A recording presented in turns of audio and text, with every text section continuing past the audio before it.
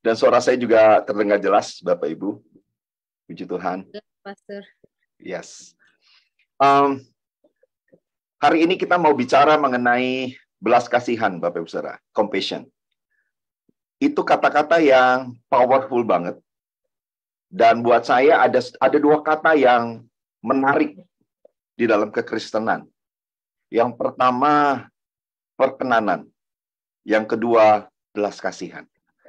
Buat saya, belas kasihan ini menjadi sesuatu yang sangat luar biasa, powerful banget.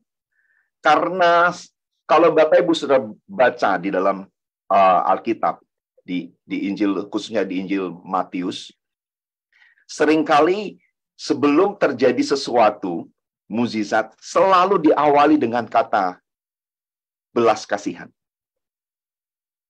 Jadi, tergeraklah hatinya atau hati Tuhan dengan belas kasihan. Seringkali itu kata-kata itu terjadi sebelum kejadian mukjizat terjadi. Belas kasihan itu buat saya ini menjadi sesuatu yang ajaib dan kebetulan beberapa hari yang lalu Tuhan kasih saya sesuatu dengan belas kasihan ini dan ini menjadi satu beban juga untuk saya bagikan buat Bapak Ibu Saudara. Belas kasihan itu seperti kayak kunci mobil, Bapak Ibu Saudara. Jadi sebelum mobil ini bisa di-start, bisa berjalan, harus ada kuncinya dulu. Dan waktu kunci mobil ini di-starter dan mobil ini akan bisa berjalan. Jadi ada kata belas kasihan mendahului mukjizat terjadi. Tapi kalau kita lihat di belakang belas kasihan ini, sebelum terjadi atau sebelum ada kata belas kasihan ini, ada sesuatu yang terjadi sebelum belas kasihan ini muncul, Bapak Ibu Saudara. Ada sesuatu yang saya baca, ternyata ada hal-hal yang penting yang harus kita lakukan sebelum ada kata belas kasihan ini muncul. Saya mau baca, Bapak Ibu Saudara, mengenai belas kasihan ini di Matius 14. Ayat 13 sampai 14. Yang pertama adalah mengejar Tuhan. Boleh katakan sama-sama mengejar Tuhan. Atau ketik Bapak Ibu Saudara yang pertama mengejar Tuhan. Matius 14 ayat 13 sampai 14 bilang begini Bapak Ibu Saudara. Setelah Yesus mendengar berita itu, menyingkirlah ia dari situ dan hendak mengasingkan diri. Jadi tolong perhatikan bahwa Yesus hendak menyingkirkan diri dari situ dan hendak mengasingkan diri ke tempat yang sunyi. Jadi tujuan Tuhan sebenarnya ingin mengasingkan diri. Dia mau menyendiri. Dia mau sendiri gitu loh. Jadi dia nggak mau mengadakan sesuatu atau apapun juga. Dia nggak mau lakukan sesuatu. Dia hanya ingin mengasingkan diri. Nah, ada kata yang luar biasa bilang begini, tapi orang banyak mendengarnya dan mengikuti dia dengan mengambil jalan darat dari kota-kota mereka. Nah, jadi waktu Tuhan sebenarnya Tuhan nggak ingin melakukan sesuatu gitu, tapi Tuhan ingin menyendiri dengan Bapaknya. Tapi ada sesuatu yang orang lain mendengar bahwa Tuhan lagi mau berjalan ke suatu tempat. Dan mereka mendengar, tapi mereka mengikuti Tuhan. Dengan mengambil jalan yang lain. Dari Tuhan yang Tuhan melalui jalan yang berbeda. Tapi mereka mengikuti Tuhan dengan cara yang lain. Nah, ayat selanjutnya mengatakan gitu. Ketika Yesus mendarat, dia melihat orang banyak yang besar jumlahnya. Maka tergelaklah hatinya oleh belas kasihan. Kepada mereka, ia menyembuhkan kepada mereka dan ia menyembuhkan mereka yang sakit. Dan saudara kalau baca terus, bukannya sekedar Tuhan menyembuhkan yang sakit, tapi Tuhan memberikan makan kepada 5.000 orang. Double portion. Apakah Tuhan tidak tahu bahwa ada banyak orang yang mengikuti dia lewat darat? Karena dia Tuhan, Maha tahu. Dia tahu ada banyak orang mengikuti dia lewat jalan yang berbeda. Dengan kata lain, ada pengorbanan yang mereka lakukan. Mereka mengejar Tuhan. Bapak Ibu Saudara, mereka mengejar Tuhan. Waktu Tuhan lihat mereka yang mengejar dia, ayat Alkitab dan firman-Nya mengatakan, maka tergeraklah hatinya oleh belas kasihan. Bapak Ibu Saudara, yang pertama, waktu Bapak Ibu Saudara mengejar Tuhan. Ingat, mengejar Tuhan. Bukan mengejar jawaban doa Bapak Ibu Saudara, tapi mengejar Tuhan. Maka Tuhan tergerak hatinya dengan belas kasihan. Apapun juga masalah kita, waktu kita mengejar Tuhan, bukan mengejar jawaban doa, Tuhan bergerak dengan belas kasihan dan melakukan mukjizatnya. Bukan satu mukjizat, tapi ada 2 mukjizat double portion. Tuhan melakukan perkara hebat dalam hidup kita. Boleh berikan tepuk tangan buat Tuhan kita, Bapak Ibu Saudara. Dan yang kedua adalah setia dan bertahan. Saya mau lanjut ke Matius 15 ayat 32, Bapak Ibu Saudara. Matius 15 ayat 32. Matius 15 ayat 32 mengatakan seperti ini. Lalu Yesus memanggil murid-muridnya dan berkata, hatiku tergerak oleh belas kasihan kepada semua orang banyak itu. Nah, perhatikan kata-kata selanjutnya. Sudah 3 hari mereka mengikuti aku. Dan mereka tidak mempunyai makanan. Sekali lagi saya mau bilang, sudah 3 hari. Kenapa Tuhan tergerak hatinya dengan belas kasihan kepada orang banyak ini? Karena ada ayat selanjutnya yang mengatakan bahwa mereka sudah 3 hari mengikuti Tuhan. Dan mereka tidak punya makanan. Keadaan mereka nggak baik-baik, Bapak Ibu Saudara. Keadaan mereka nggak baik-baik. Mereka ikut Tuhan dalam 3 hari, mereka nggak punya makan. Keadaan mereka bukan sekedar keadaan yang baik-baik, tapi keadaan yang mereka kurang. Mereka nggak ada makan. Tuhan bilang sudah 3 hari mereka ikuti saya. Dan mereka tidak punya makanan. Selanjutnya, singkat cerita, Tuhan bilang Tuhan nggak mau mereka pulang dengan lapar. Dan di sana Tuhan melakukan mukjizat lagi. 4.000 orang diberi makan oleh Tuhan. Bapak, Ibu, waktu kita setia dan bertahan, 3 hari mereka mengikuti Tuhan dan mereka tidak mempunyai makanan. Mungkin Bapak Ibu sampai hari ini, mungkin Bapak Ibu seminggu, mungkin sebulan, mungkin setahun, mungkin 10 tahun, mungkin belasan tahun. Keadaan Bapak Ibu Saudara tidak baik-baik saja.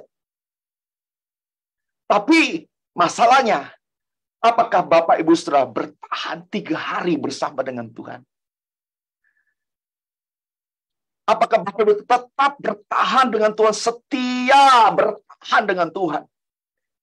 Kesetiaan dan bertahan dengan Tuhan. Apapun keadaan kita hari ini, Tuhan mau lihat ketahanan kita, kesetiaan kita untuk mengikuti Tuhan. Mengikuti Tuhan bukan karena Tuhan mempunyai janji yang ajaib dalam hidup kita, tapi mengikuti Tuhan karena kesetiaan, karena kasih kepada Tuhan. 3 hari mereka mengikuti Tuhan dan tidak punya makanan. Mungkin Bapak Ibu hari ini sudah sebulan, sudah seminggu, sudah sebulan, sudah setahun, sudah bertahun-tahun. Bapak Ibu Saudara nggak punya uang, nggak punya makanan, nggak punya sesuatu, nggak punya pekerjaan. Tapi apakah Bapak Ibu Saudara setia dan bertahan? Kesetiaan dan bertahan Bapak Ibu Saudara itu membuat tergerak hatinya Tuhan dengan belas kasihan. Yang pertama, mengejar Tuhan. Yang kedua, setia dan bertahan. Dan yang ketiga, Bapak Ibu Saudara, kita lanjut ke Matius 20 ayat 29 sampai ke 34.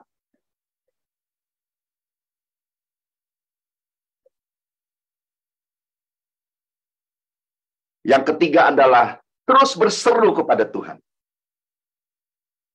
Saya bacakan Bapak Saudara. Lalu Yesus memanggil murid, Dan ketika Yesus dan murid-muridnya keluar dari Yeriko, orang banyak berbondong-bondong mengikuti dia. Ada 2 orang buta yang duduk di pinggir jalan mendengar bahwa Yesus lewat. Lalu mereka berseru, Tuhan anak Daud, kasihanilah kami. Tetapi orang banyak itu menegur mereka supaya mereka diam. Orang banyak yang ada di sana menegur mereka supaya mereka diam. Diam. Lihat perkataan selanjutnya. Lihat firman selanjutnya. Namun mereka makin keras. Berseru. Bapak Ibu Saudara, mereka berseru kepada Tuhan. Dan orang banyak bilang, diam. Tapi mereka nggak cuma diam. Tapi mereka bilang, tapi firman Tuhan mengatakan bahwa mereka makin keras berseru kepada Tuhan. Makin keras berseru, disuruh diam, tapi makin keras berseru. Disuruh diam, tapi mereka makin keras berseru kepada Tuhan dan mengatakan, Tuhan anak Daud, kasihanilah kami. Sudah tahu apa yang Tuhan berbuat? Tuhan berhenti dan memanggil mereka. Dan ia berkata, apa yang kamu kehendaki supaya aku perbuat bagimu? Jawab mereka, Tuhan, supaya kami dapat melihat.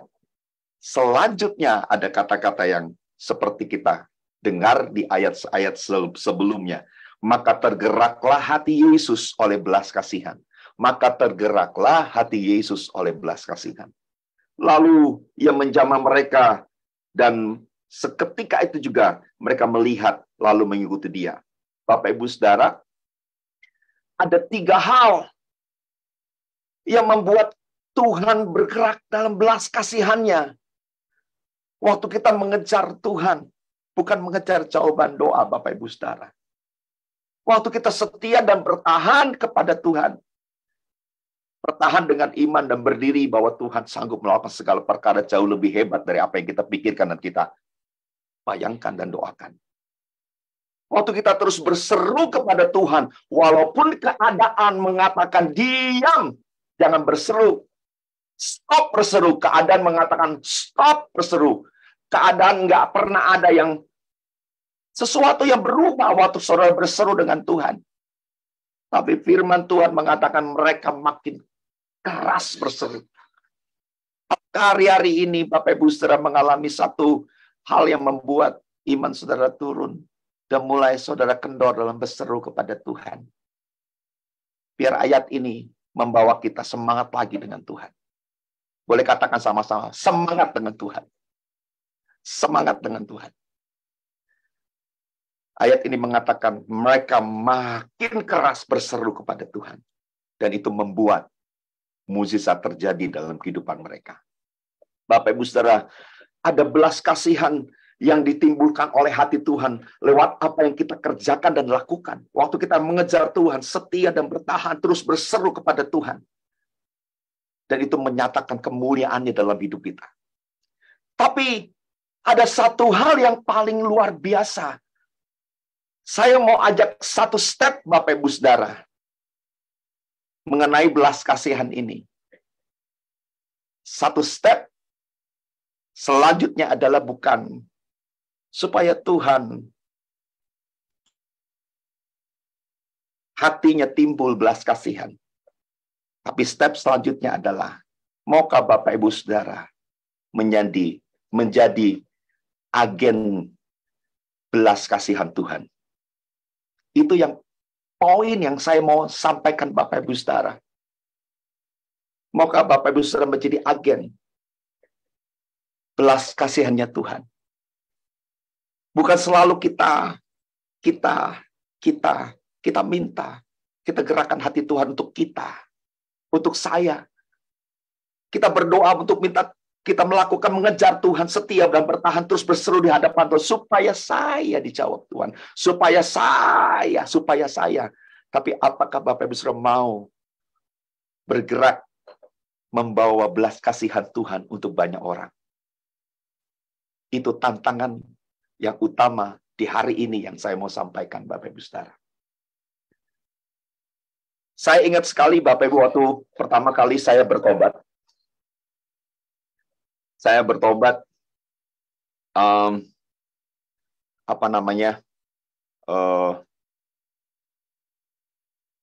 di salah satu gereja, dan waktu saya bertobat di sana, jadi waktu saya berjumpa dengan Tuhan di salah satu gereja, dan waktu itu saya dilawat lewat pujian penyembahan, dan di hati saya bilang, Tuhan, saya mau mengalami apa yang saya alami itu. Orang lain juga mengalami hal yang sama dilawat lewat pujian penyembahan. Tapi ternyata berbeda, Bapak Ibu Saudara. Jadi waktu saya bertobat, saya ketemu kakak rohani, dan kakak rohani saya bilang begini, Ron, kamu nih udah bertobat, dan kamu ini seperti ada di pinggir pantai. Kamu sedang menikmati keindahan pantai. Dan kamu sedang bermain-main air di sana. Oke, ya. Bisa, benar. Lalu dia bilang gini, dia kasih tantangan ke saya. Gini, Ron, mau nggak kamu menyelam? Tanggung kalau kamu cuma main-main di tepi pantai. Tapi kamu harus menyelam lebih dalam. Kamu akan melihat sesuatu yang lebih indah di sana. Oh, oke. Saya bilang, saya nggak mau hanya sekedar bertobat, lalu udah biasa-biasa, tapi saya mau melayani. Saya mau sungguh-sungguh, saya mau kenal Tuhan saya yang mengubah hidup saya. Dan akhirnya saya komitmen, saya mau melayani. Saya mau melayani. Waktu saya bilang, oke, saya mau melayani. Tapi kakak rohani saya bilang begini, oke, tapi satu hal saya mau bilang, kalau kamu melayani, saya pikir, wah, saya bisa nyanyi. Oh, saya mau pelayanan di Departemen Pujian Penyembahan. Tapi kakak Roni bilang gini, Ron, kalau mau melayani, kamu harus melayani dari hal yang kamu nggak bisa dulu. Oh ya? Oke. Lalu saya pilih doa. Karena awal, Bapak Ibu Saudara, saya nggak bisa doa. Karena biasanya kalau orang-orang baru bertobat kan, doanya kan susah ya. Belepotan gitu. Jadi doanya mesti mikir dulu. Saya ingat waktu itu, Bapak Ibu Saudara, waktu saya disuruh doa, saya udah mikir-mikir, udah tatain kata-kata gitu ya. Sebelum saya naik ke atas, udah pikir tatain kata-kata. Begitu saya naik ke atas mimbar, tiba-tiba saya blank. Kaki saya gemeter, tangan saya gemeter, gigi saya gemeter. Akhirnya saya diam 5 menit, nggak ngomong apa-apa, karena semuanya ngeblank. Tapi memang benar bahwa saya memulai dari doa. Saya mulai dari doa, dari sesuatu yang saya nggak bisa. Dan ternyata itu adalah proses supaya saya melayani bukan karena saya bisa. Saya melayani karena hati, karena saya mencintai Tuhan. Itu satu proses. Dan satu kali, Bapak Ibu Saudara, dan terus Tuhan bimbing saya dalam pelayanan. Sehari demi hari, setahun, 2 tahun, belasan tahun, puluhan tahun, saya melayani Tuhan. Sampai hari ini,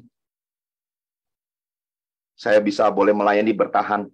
Semua karena anugerah Tuhan. Dan saya ingat, saya pelayanan di mimbar, saya pelayanan di worship leader. Dan saya merasa pelayanan saya kayak stagnasi gitu loh. Kayak nggak ada sesuatu yang ada dampak yang saya lihat di depan. Saya doa waktu itu, saya ingat banget, tahun 2008. saya doa, Tuhan, saya kepingin sesuatu yang membuat dampak dalam hidup saya, dalam pelayanan. Bukannya sekedar saya ada di atas mimbar, saya bernyanyi buat Tuhan. Tapi saya mau ada sesuatu, saya bilang. Dan tiba-tiba tahun 2008 itu, waktu saya kumpul keluarga, sekeluarga, dari keluarga mama. Nah, tiba-tiba ada tante saya, dia cerita, dia salah satu jemaat di gereja lokal dari salah satu GBI, waktu dulu GBI. Lalu dia bilang gini, waktu itu ada pembantu yang dibawa dari pembantunya yang bekerja di tante saya. Jadi keponakan pembantunya tante saya bawa orang untuk kerja di saudara saya. Dan tiba-tiba malam harinya pembantu yang baru ini dia kolaps. Jadi dari leher ke bawah nggak bisa gerak sama sekali, Bapak Ibu. Nggak bisa gerak sama sekali. Jadi kayak orang lumpuh. Jadi cuma ada palanya doang yang bisa gerak. Lalu karena keponakannya atau bibinya itu ada kerja di rumah tante saya, jadi ditelepon, dia bilang, ini keponakan kamu tiba-tiba lumpuh dari leher ke bawah. Langsung tante saya bawa pembantu yang bawa pembantu itu ke rumah saudara saya yang tiba-tiba orang ini lumpuh dari leher ke bawah. Dan waktu tante saya langsung naik ke atas. Naik ke atas, dia lihat orang ini memang lumpuh. Dia pertama dia pikir masa sih lumpuh langsung dia toel gitu orangnya. Ayo, kamu bisa bangun. Nggak bisa, Bu. Benar-benar saya nggak bisa bangun. Ini kepala saya cuma bisa bergerak, tangan saya, kaki saya sama sekali tidak bisa bergerak. Akhirnya tiba-tiba waktu dia lihat itu, dia nangis. Waktu lihat orang ini nggak bisa gerak sama sekali, nggak berdaya, dia nangis. Dia nangis, dia bilang gini, mau nggak saya doain? Saya doain kamu dalam nama Tuhan Yesus. Mau, Bu? Akhirnya dia ambil minyak, dia diurapi. Sudah, ya udah. Terus dia bilang, besok kamu bangun, kamu sembuh, katanya. Udah selesai, dia balik lagi ke rumah dan pembantu ini, bibinya ini, telepon ke kampung untuk bawa orang, untuk jemput orang ini yang lumpuh ini. Dan pagi-pagi, orang dari kampung, dari Jawa itu sudah datang, Bapak Ibu Saudara. Dan mau menjemput orang yang lumpuh ini. Lalu ditelepon dulu ke rumah saudara saya. Waktu ditelepon, tiba-tiba yang angkat gini. Pagi, katanya. Loh, ini siapa?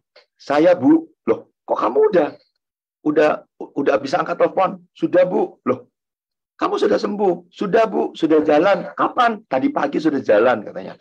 Wah, orang ini sembuh, orang ini berjalan. Waktu didoakan, tiba-tiba dia bisa berjalan. Dan mau nggak mau dia mesti harus balik karena keluarganya sudah menanti di Jakarta. Waktu selesai, dia dijemput, lalu dia mau ketemu sama tante saya. Dan orang yang lumpuh ini bilang, Bu, ya, makasih ya Bu, udah doain saya. Ya, Bu, saya boleh nggak minta minyaknya, katanya. Minyaknya sakti, katanya. Kalau orang yang nggak ngerti, Bapak Ibu Saudara, pasti mereka akan lihat sesuatu yang berbeda.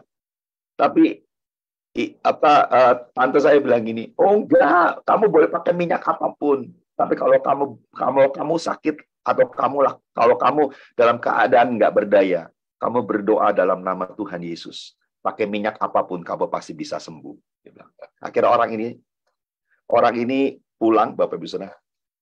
Waktu saya dengar itu, kesaksian itu, buat saya tuh kayak menampar muka saya.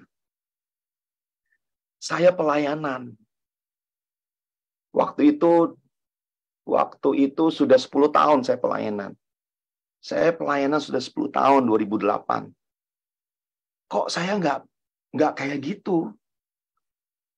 Kok saya cuma bisa ada di atas mimbar, teriak-teriakan? Saya cuma bisa sesuatu yang saya lakukan, tapi waktu saya turun ke lapangan, saya nggak bisa apa-apa gitu. Buat saya ini, saya malu, benar saya malu. Karena tante saya dia jemaat, tapi sama waktu saya lihat, saya ini pelayan Tuhan, tapi waktu saya lihat imannya seperti itu, saya malu banget. Akhirnya saya malu dan saya doa, Bapak Ibu. Dan waktu saya doa, saya dapat satu hal, belas kasihan. Dia lihat orang yang lumpuh tadi, dia langsung nangis dan dia mulai belas kasihan itu turun dalam hatinya. Dan mulai saat itu, Bapak Ibu, saya berdoa, Tuhan, aku minta belas kasihan itu turun buat aku. Saya minta, Tuhan, biar belas kasihan itu turun, supaya saya boleh melihat jiwa-jiwa seperti cara Engkau melihat. Bapak Ibu, nggak lama 2009, saya lihat sesuatu yang ajaib. 2009, setiap orang masuk ke dalam rumah saya, pasti dibaptis. 2009, apapun agamanya, pasti dibaptis. Dari 10, 8 yang dibaptis. Dengan cara-cara yang ajaib, saya lihat ada yang suaminya kabur 2,5 tahun. Kita doakan, seminggu suaminya balik. Ada yang sakit, istri saya doakan, langsung sembuh. Dan istri saya juga bingung, kok bisa ya? Yang doain aja bingung. Bapak Ibu, waktu belas kasihan itu turun, saya lihat sesuatu yang ajaib. Sampai yang terakhir, Bapak Ibu Saudara, di tahun itu, ada orang yang mau, waktu dia lihat, suster bertobat, suster dibaptis. Ada orang yang baru datang, belum diapa-apain. Orang ini langsung bilang, saya juga mau dibaptis. Saya bilang, tunggu dulu, kamu belum ke gereja sama saya. Kamu harus lihat dulu. Dan ternyata orang ini, saya tahan, dan akhirnya mau dibaptis. Dia yang nyodorin diri gitu. Dengan cara, saya dan istri enggak ngomong mengenai Tuhan, Bapak Ibu. Kita cuma mau contohin hidup kita seperti apa yang Tuhan suruh dalam firman-Nya. Waktu belas kasihan itu turun dalam hidup kita, kita menjadi agen buat kerajaan surga. Saya rindu Bapak Ibu Saudara, Bapak Ibu yang ada di tempat ini, siapapun kita. Saya rindu Bapak Ibu Saudara jadi agen kerajaan Allah. Semua orang bisa dipakai Tuhan, Bapak Ibu. Semua orang bisa dipakai Tuhan. Semua orang bisa dipakai Tuhan. Tidak terkecuali siapapun itu. Semua orang, saya mau katakan lagi, semua orang bisa dipakai Tuhan. Dengan cara Tuhan yang ajaib. Bapak Ibu, waktu kita connect dengan Tuhan, waktu kita ada dalam anugerah-Nya, dan kita jadi agen belas kasihan Tuhan. Bapak Ibu, saya baca di Alkitab, waktu murid-murid Tuhan ada bersama dengan Tuhan, dia tidak pernah ada sesuatu hal dalam hidup dia, dalam pergumulan apapun juga. Bapak Ibu coba PR baca ya, Bapak Ibu Saudara. Coba baca di Alkitab. Waktu murid-murid Tuhan bersama dengan Tuhan melayani, tidak ada satupun Bapak Ibu baca Murid-muridnya minta didoakan Tuhan. Dalam pelepasan, dalam ekonomi, dalam apapun juga. Tidak ada. Tapi sebelum murid-murid itu bertemu dengan Tuhan, dituliskan di Lukas bahwa Petrus menjalan dan tidak menemukan ikan. Waktu Tuhan berkhotbah dan Tuhan mengajak Petrus menjadi pengikutnya, dan Tuhan bilang, kembali ke tempat yang lebih dalam, terbahkan jalamu, dan di sana Petrus mendapatkan ikan yang banyak. Dan waktu murid-muridnya tercerai-berai, waktu Tuhan disalibkan, mereka kembali, mereka lari dari Tuhan, mereka tergoyang imannya, dan di situ mereka mengalami lagi hal yang tidak enak. Mereka waktu Tuhan berjumpa dengan mereka, menampakkan dirinya di Danau Genesaret, dan Tuhan bilang, ada kalau paut. Mereka bilang, Tuhan, semalaman mereka tidak mendapatkan ikan. Dua hal itu, waktu mereka keluar dari Tuhan, mereka mengalami sesuatu yang tidak enak. Mereka mengalami sesuatu yang kekurangan. Bapak Ibu, waktu mereka ada di dalam Tuhan, waktu mereka melakukan perkara-perkara bersama dengan Tuhan, mereka tidak mengalami hal-hal yang seperti itu. Bapak Ibu yang dikasihi Tuhan, sudah saatnya Bapak Ibu Saudara mengalami hal yang level yang lebih tinggi di hadapan Tuhan. Berlari lebih cepat, terbang lebih cepat. Bersama dengan Tuhan Bapak Ibu Saudara. Lakukan perkara-perkara yang hebat. Waktu saudara berjalan dengan Tuhan, menjadi agen belas kasihan Tuhan. Saya yakin dan percaya Bapak Ibu, waktu Bapak Ibu sudah melekat dengan Tuhan, berjalan dengan melayani bersama dengan Tuhan, saudara akan mengalami hal-hal yang ajaib dalam hidup. Boleh berikan tepuk tangan buat Tuhan kita. Amin. Haleluya. Dan Bapak Ibu, saya tutup dengan ini. Di Amsal 28 ayat 8 mengatakan gini, orang yang memperbanyak harta dengan riba dan bunga uang, mengumpulkan itu untuk orang-orang yang mempunyai belas kasihan. Mengumpulkan untuk orang-orang yang mempunyai belas kasihan kepada orang-orang lemah. Ini janji kepada orang yang berbelas kasihan. Dan Mazmur 37 mengatakan begini Bapak Ibu Saudara, ayat 25-26. Dahulu aku muda, sekarang telah menjadi tua.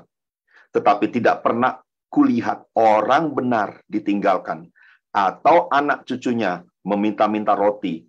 Tiap hari ia menaruh belas kasihan dan memberi pinjaman, dan anak cucunya menjadi berkat.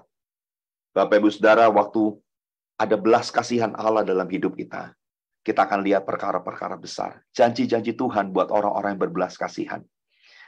Bapak Ibu yang dikasihi Tuhan, percaya bahwa ada sesuatu yang ajaib yang Tuhan lakukan, perkara-perkara hebat dalam hidup kita. Saya ingat sekali, Bapak Ibu Saudara, waktu itu, waktu kita mengalami 2009 itu mengalami sesuatu yang ajaib. Satu demi satu orang-orang bertobat. Dan yang paling ajaib buat saya, ada satu hal yang saya lihat, ada banyak hal yang Tuhan kerjakan, Bapak Ibu Saudara. Satu kali ada pembantu yang bawa jimat ke rumah kita. Dan pagi-pagi dia bawa jimat itu. Dan malamnya tiba-tiba istri saya bermimpi ada batu hitam. Dan batu itu pecah. Waktu batu itu pecah, Bapak Ibu Saudara, istri saya lihat ada kuasa gelap yang keluar. Dan istri saya tahu bahwa, oh ini berarti si pembantu yang baru ini yang bawa. Dan akhirnya kita tanya sama dia. Saya lihat dia memang sakit-sakitan. Baru sehari masuk ke rumah kita, dia langsung sakit-sakit. Dan kita bilang gini, kamu bawa jimat ya? Oh dia mati-matian, dia bilang enggak. Terus akhirnya istri saya bilang, saya lihat loh. Saya lihat Dan Tuhan kasih tahu saya dalam mimpi bahwa ada batu hitam. Pecah batunya. Bapak Ibu tahu bahwa pagi-pagi orang ini masuk ke kamarnya dan dia cek batunya. Waktu dia cek batunya benar batu hitam itu utuh, masuk ke rumah kita utuh, besoknya pecah. Batu hitam itu pecah, langsung dia lihat, dia gemeteran. Waktu dia bilang, iya Bu, saya lihat batu hitam saya pecah. Dan akhirnya dia bilang, kita tuh nggak percaya itu. Kita mau nggak kita doa, kamu serahkan seluruh jimat-jimat kamu. Kamu tuh sakit. Akhirnya kita doakan Bapak Ibu Saudara. Waktu kita doakan tiba-tiba dia sembuh. Dan waktu dia sembuh, Bu, saya sembuh. Ya udah, mana jimat kamu batu hitam itu serahin ke saya dan biar kita bakar. Lalu tiba-tiba Bapak Ibu Saudara, waktu dia naik ke atas lagi, dia kasih nggak cuma batu hitam, tapi dia kasih bedak, dia kasih lipstik, dia kasih surat, dia kasih ternyata banyak banget dia bawa. Saya udah banyak banget dia bawa. Akhirnya terus saya lihat di atas sama istri saya, waduh, ini kita bakar lumayan banyak nih. Ada bedak, ada pokoknya macam-macam. Ya wis lah, sudahlah. Akhirnya ya udah sini kita bawa, kita bakar. Waktu pembantu ini sembuh dan suster ini lihat, oh ternyata bisa didoakan sembuh ya. Terus langsung dia bilang, dan waktu istri saya lihat, dia lagi datang bulan, Bapak Ibu, dan mulutnya tuh biru. Kalau datang bulan tuh mulutnya biru. Akhirnya istri saya bilang, ya udah mau nggak kamu didoain? Mau Bu, katanya. Istri saya doain. Kita tuh berdua nggak yang, istri saya tuh bukan orang yang jago ngomong-ngomong kata-kata yang luar biasa kalau dalam doa gitu loh. Wah Tuhan kau luar biasa. Enggak. Tapi istri saya cuma bilang gini dong, Tuhan sembuhkan dia loh Tuhan, kesian loh Tuhan, dalam nama Yesus, amin. Sembuh loh Bapak Ibu. Dan orang ini sembuh. Jadi tiba-tiba bibirnya merah lagi, nggak biru, dan dia bilang, Bu, kok saya sembuh Bu? Instan langsung sembuh. Waktu dia bilang amin, sembuh langsung. Dan suster yang urusin anak saya juga bilang, Bu, lo kok bisa sembuh langsung Bu? Tahu Bapak Ibu Saudara, istri saya yang doain aja bingung gitu. Yang doain aja bingung. Hah, masa kamu sembuh? Kamu bohong kamu. Yang benar kamu sembuh. Sembuh Bu, bener Bu.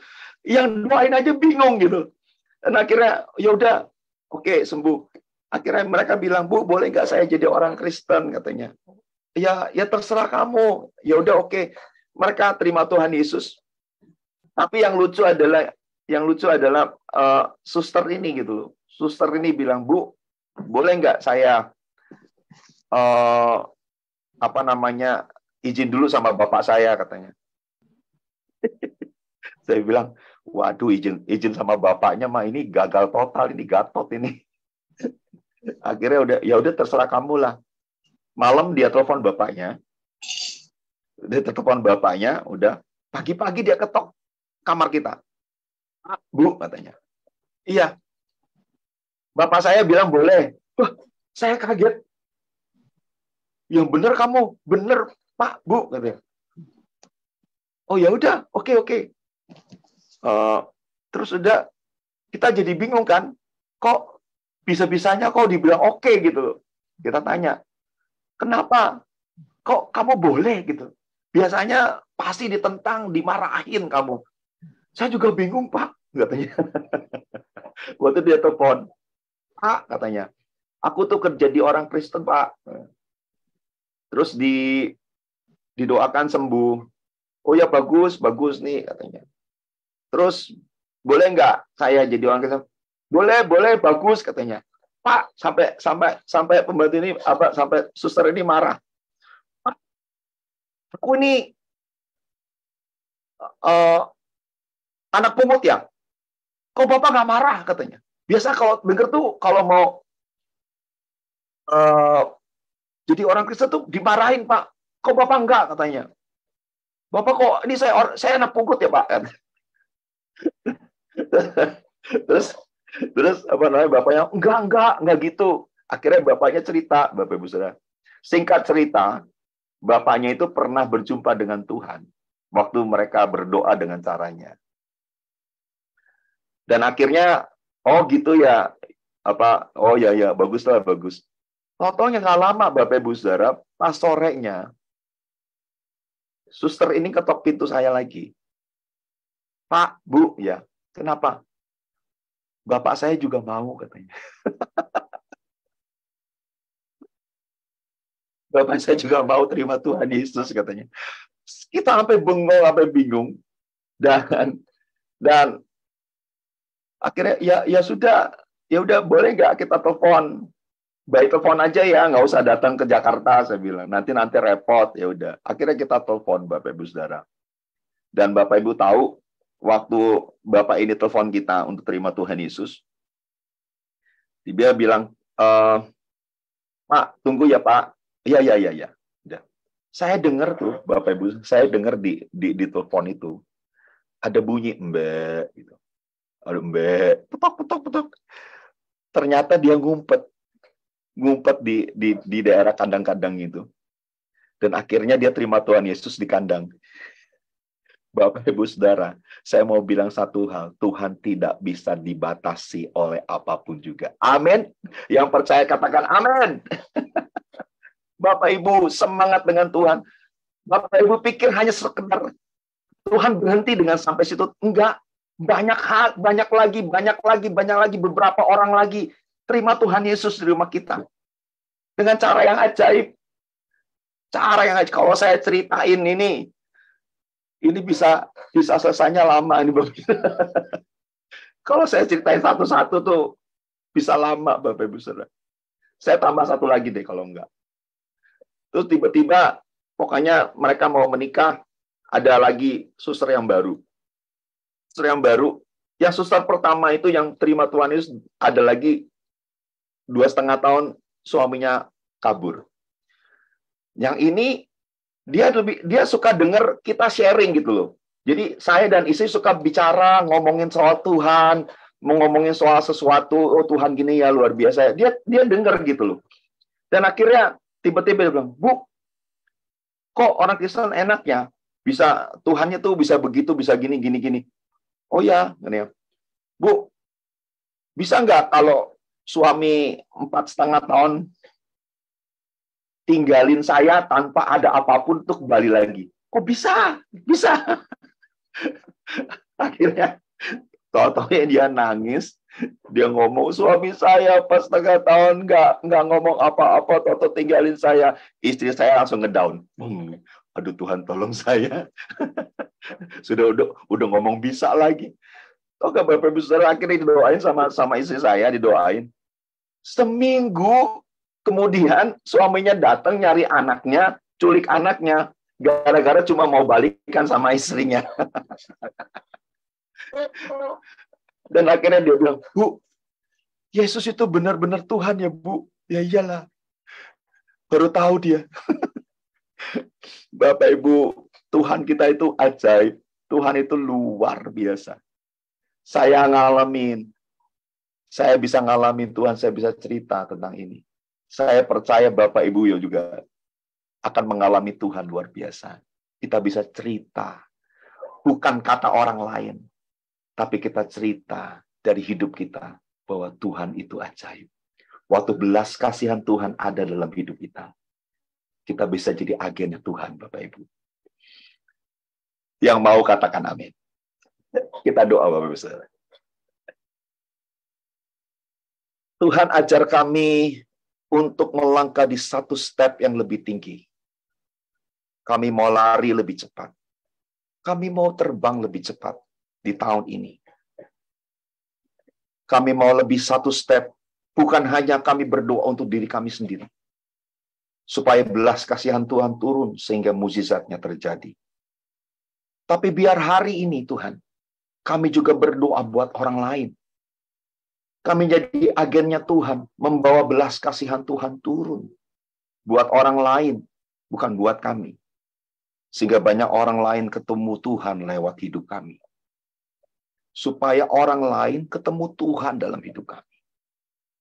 Tuhan, biar kami boleh jadi agen-agennya Tuhan. Karena kami percaya waktu kami kerjakan bagian kami, Tuhanlah yang mengerjakan bagiannya dalam hidup kami. Kami percaya Tuhan, tidak ada perkara yang mustahil bagimu. Tuhan, terima kasih. Juga kami berseru sama-sama Bapak Ibu, hari ini saya ajak Bapak Ibu Saudara untuk kita praktek sama-sama. Ayo berdoa sama-sama Bapak Ibu. Yang sudah bisa berbahasa roh, mulai berbahasa roh. Berdoa buat, mungkin kalau suamimu bukan orang yang percaya hari ini. Atau mungkin istrimu yang bukan orang percaya hari ini.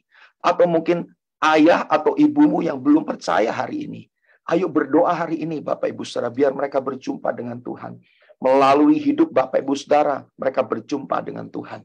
Mari mulai angkat suaramu, angkat doamu Bapak Ibu Saudara. Mari mulai berdoa buat keluargamu, berdoa kalau mungkin hari ini anakmu yang hilang di hadapan Tuhan. Biar hari ini Bapak Ibu Saudara menjadi agennya Tuhan yang mempertemukan mereka dengan belas kasihan Tuhan.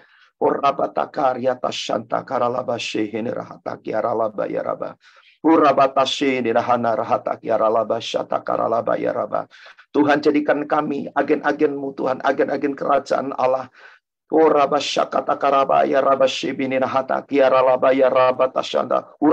turun atas kami semua ya Bapa. Urapanmu turun atas kami semua ya Tuhan.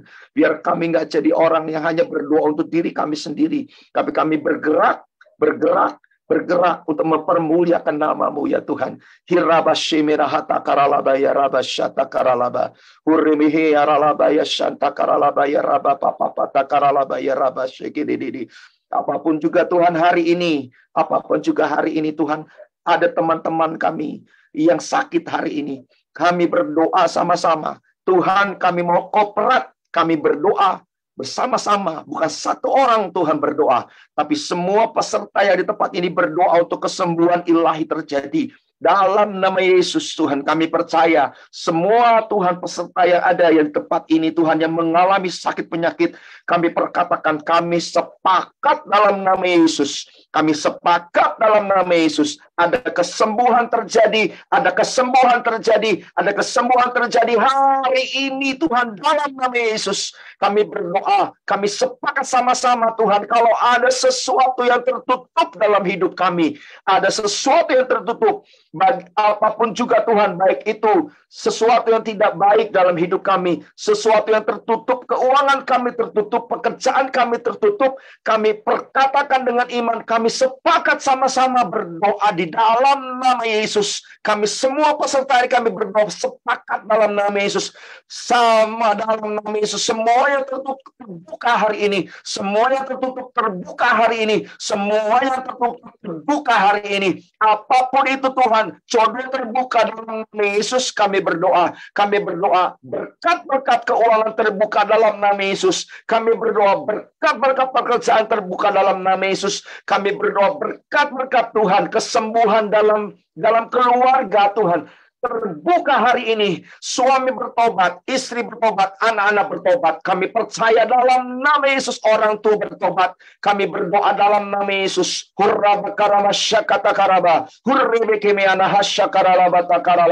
Tuhan, kalau ada dari kami yang ada di tempat ini, yang dalam peserta hari ini, yang jauh dari Tuhan, kami berdoa dalam nama Yesus. Tuhan, balikan kembali Tuhan. Engkau sanggup memutar kembali Tuhan langkahnya. Dalam nama Yesus kami percaya. Ada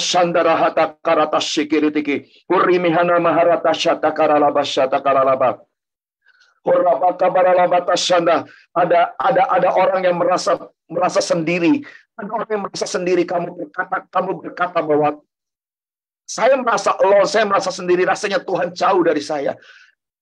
Kami berdoa sama-sama Tuhan, kami berdoa dalam nama Yesus, siapapun itu Tuhan, kami berdoa dalam nama Yesus. Kami mau katakan Engkau tidak pernah sendiri. Tuhan tidak pernah meninggalkan kita para sedetik pun. Penjaga Israel tidak pernah terlelap, tidak pernah tertidur.